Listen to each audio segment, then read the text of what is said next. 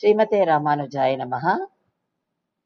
8 இடங்கள்ல பெருமாள் தானாகவே தோன்றிருக்கார், அதாவது சுயம்புவா. அந்த 8 இடங்கள் எது எதுனா ஸ்ரீரங்கம், ஸ்ரீமுஷ்ணம், திருப்பதி, வானமாமலை, சாலக்கிராமம், புஷ்கரம், நைமிசாரண்யம், பத்ரிகாசிரமம்.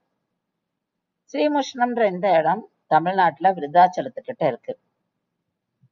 ஸ்ரீமன் நாராயணன் எடுத்த மிக புனிதமான அவதாரம் தான் ஸ்ரீ வராக அவதாரம். இரண்யாக்ஷன்ற அசுரன் என்ன பண்றான், பூமாதேவியை கவர்ந்துட்டு போயிடுறான். அவனை கொன்று பூமாதேவியை மீட்டில் வர்றார். அது அவர் பண்ணது இந்த பன்றி உருவத்துல. பூமாதேவி திருப்பியும் அவங்க 10 மீட்டின் ஆதிசேஷன் மேல முன்னிருந்த நிலைமையிலேயே வைக்கிறார். இந்த ஸ்ரீமுஷ்ணம்ன்ற இடம் பூவராக கஷேத்திரம். ஏன்னா இங்க பெருமாள் வராகமூர்த்தியா காட்சி அளிக்கிறார். பூமாதேவியை கவர்ந்து இங்க குணுந்து விட்டப்புறம் தான் இங்க உடனே இங்க பெருமாள் ஸ்ரீ வராகரா காட்சி அளித்த இடம். அதனால இது ஸ்ரீ பூவராக கஷேத்திரம்.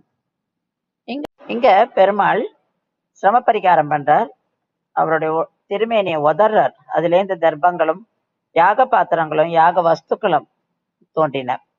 அவர் ஆனந்த கண்ணீர் விடுறாரு. இங்க அவருடைய இடது திருக்கண்ணிலிருந்து துளசியும் நெல்லியும் தோன்றின. அவருடைய வலது திருக்கண்ணிலிருந்து அமிர்தவல்லியும் அஸ்வத்தமும் தோன்றினர். இங்க பெருமாள் தனக்கு துளசி கலக்காத புஷ்பம் இஷ்டம் இல்லை அப்படின்னு சொல்றார். லட்சுமி மாதிரி துளசியும் எனக்கு பிரியமானவள் அப்படிங்கிறார். அரச மரத்தை நீ பக்தர்களுடைய பிரார்த்தனைகளா நிறைவேற்றணும் அப்படின்னு சொல்றார். இங்க இருக்கிற நித்திய புஷ்கரணி பெருமாளுடைய வேர்வையிலேந்து தோன்றியது.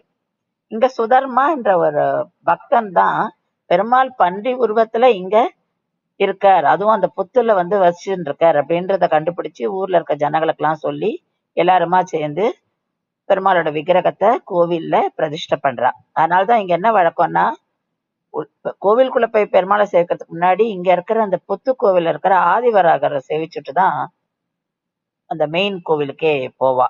அப்படி ஒரு பழக்கம் இங்க உண்டு.